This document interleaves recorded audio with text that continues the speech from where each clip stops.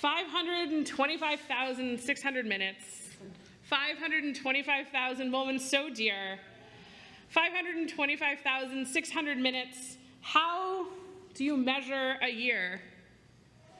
As I stand here for the last time in front of this congregation as a rabbinic resident, it is actually really hard to figure out how to measure this year. I did, as you would probably expect, crunch some numbers at some point, but they didn't turn out to be particularly interesting. Turns out I didn't do 500,000 of anything. The only one that might be a bit fun is that I can now say that I've opened 2 Shabbat morning dress shows with a quote from Rent. So I'll take that as a win. This year has been full of life cycles, learning, Shabbatot, holidays, fun, tears, and so much more than I could ever measure or fit into a single Shabbat morning drash that people would want to listen to. And it would definitely no longer feel any sense of being linear. Our Gemara often works in associative ways. We're pretty used to that. One minute you're reading about Shabbat candles, and the next minute you're discussing Hanukkah. Okay, rabbis, we see you. Sometimes retrospectives can feel that way too. A little bit from here and a little bit pulled from there, trying to string something into a coherent narrative. This week, our Parsha feels like that to me too. It feels like we got to the section of the Torah with a lot of rules, and someone was trying to figure out the best way to make some sort of logical divisions for the readings. At some point, they must have just realized that some weeks we're going to have less of a through line than others. And I would say we're at one of those weeks. So I want to offer our Parsha in 3 sections, along with some lessons I've learned from my year here that I hope will be relevant for everyone. At the beginning of our Parsha, it talks about the Kohanim and the rules for them. Ish mizarecha l'dorotam, asher yihiyeh bo mum, lo yikrav lehakriv lechem Elohav. No man of your offspring throughout the ages who has a defect shall be qualified to offer the food of his God. The Kohanim must be perfect, unblemished, undamaged goods, you might say. It is easy for us now to look at leadership and say, see, they must be perfect, we are not worthy enough. But being a Kohen, serving a temple, is not the only form of leadership in our Torah. We also have Moses. From the beginning, we see Moses as an imperfect leader. He describes himself as slow of speech, and he makes plenty of mistakes along the way. Remember that time he hits the rock instead of just using his words? Definitely not his brightest moment, but we all know that feeling. But as the Torah reminds us at the very end, there has never been another leader like Moses. It is easy as leaders to push ourselves to be like Kohanim, to say, we must be perfect. But I've learned this year that it is impossible to be perfect every time. And Moses is pretty great too. There are moments for all of us that demand perfection, as I learned when I filled out my first ketubah. But there are also so many more that just ask for the best of us, the first lesson. At the end of our Parsha, we find this sort of interesting and strange story.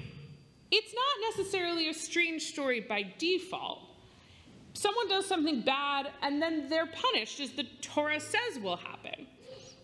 To start with, though, it's a strange story because of its placement. It's one of only 2 narrative pieces in all of Vayikra. But also, what does this story tell us? It's the story of a blasphemer, someone who goes out among the community and speaks against God. He is found guilty of his crimes, and then something a little bit different than you might have expected happens. Hotzei et hamekalal el michutz lamachaneh, v'samchu kol hashom'im et yedehem al rosho. Take the blasphemer outside of the camp, and let all who are within hearing distance lay their hands upon his head. Everybody goes with him, and they all place their hands on him. According to the medieval commentator Chis Cooney, they are putting their portion of the sin back onto him. It's definitely not the most lovely image, but I think there is still something there for us.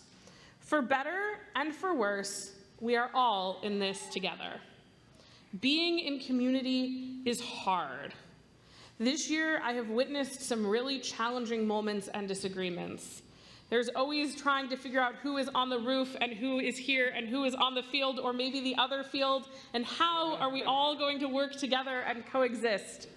There are the challenges of building a community in person and a community virtually at the same time. There's a push and pull and a tug of not wanting to leave people out, but wanting to be together. There are no easy answers. But I've also seen beautiful moments of community. I've seen moments where community comes together across any lines you might have thought existed. I've seen people come together for Shiva and holidays and young adult programming and everything in between, because there is power in community and we are there together through the good, the bad, and the otherwise. Lesson number 2. And the third piece of our parsha, the large chunk right in the middle. Daber al bnei Yisrael v'amarta alehem mo'adei Adonai asher tikra'u otam mikra'ei kodesh Elahem Moadeh. Speak to the Israelite people and say to them, these are my fixed times, the fixed times of the Lord, which you shall proclaim as sacred occasions. Oh, friends, we have had sacred occasions this year. The Parsha first speaks about Shabbat, which has been such a central piece of my residency this year.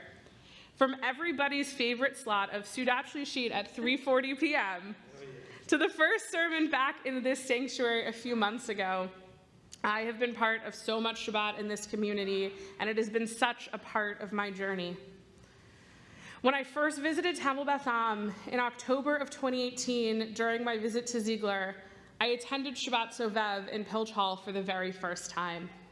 I sat with then students, now a rabbi and a very soon-to-be rabbi, and I remember tearing up at the clear realization that this was the place for me. I knew I had found my home, but I had no idea how right I was. I have had the joy over the last year of being part of building Shabbat community. I've gotten to go from sitting alone in my apartment to the first services back in person to Sovev together in this room, and now Shabbat morning here in this sanctuary together. And I've gotten to share it all with so many of you.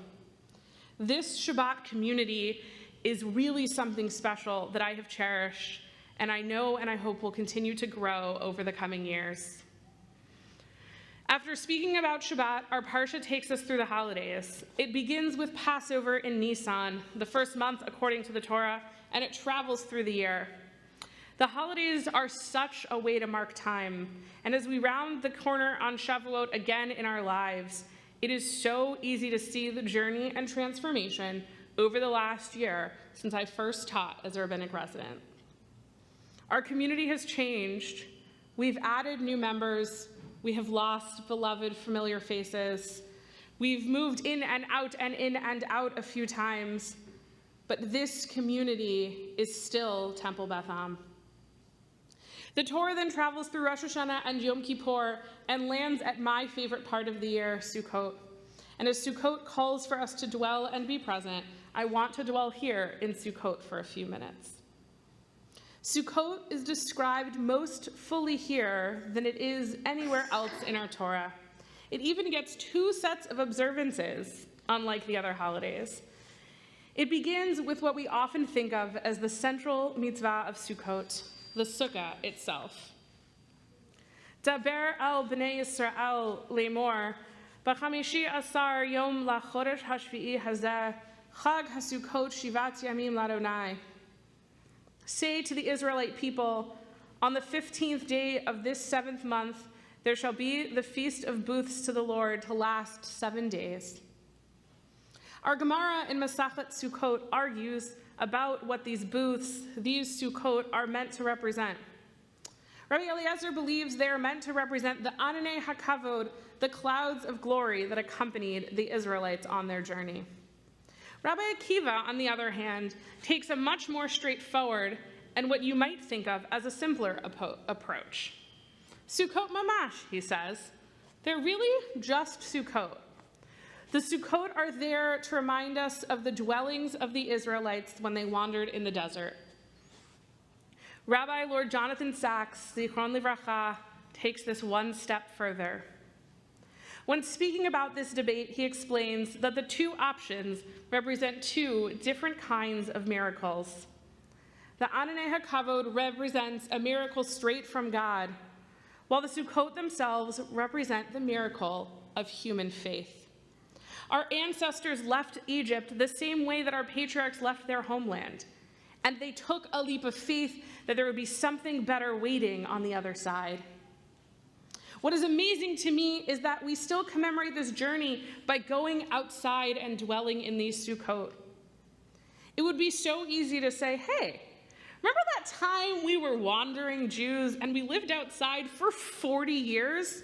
Let's never do that again.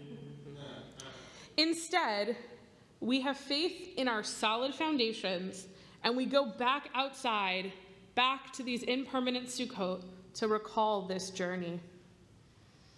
And that is where I most need to draw on the lessons of this Parsha going forward. In just a few weeks, I will pack my apartment and become a wandering Jew again, join this line of people as a Jew on the way to my homeland. And I'm scared. I have a plane ticket and school is waiting for me, and I won't be alone, but that's all I've got right now. I, along with my classmates, are setting out on the path of our ancestors to make our journey home. But just as we feel okay today to commemorate by going back into our Sukkot, because we know we have a foundation, I too know that I have a foundation. Because I know that wherever I go, however long it feels like it's taking, that whatever happens, in a year from now, I'll be back. Temple Beth and all of you will be waiting for me here, and I'll be able to find my way back home in a different way. But like I said, Sukkot gets 2 observances, so I want to offer just a little bit more. Ulikachtem lachem bayom harishon pri eitz hadar kapot zmarim ve'anaf eitz avot ve'arvei nachal usmachtem lifnei Adonai Elohechem shivat yamim. On the first day you shall take the product of the hadar trees, the branches of the palm trees, boughs of the leafy trees, and willows of the brook, and you shall rejoice before the Lord your God for 7 days. Here we are given a unique command among all of the holidays. Sure, waving our pagan fertility symbols is pretty unique, but there's more to it. Sukkot brings in joy.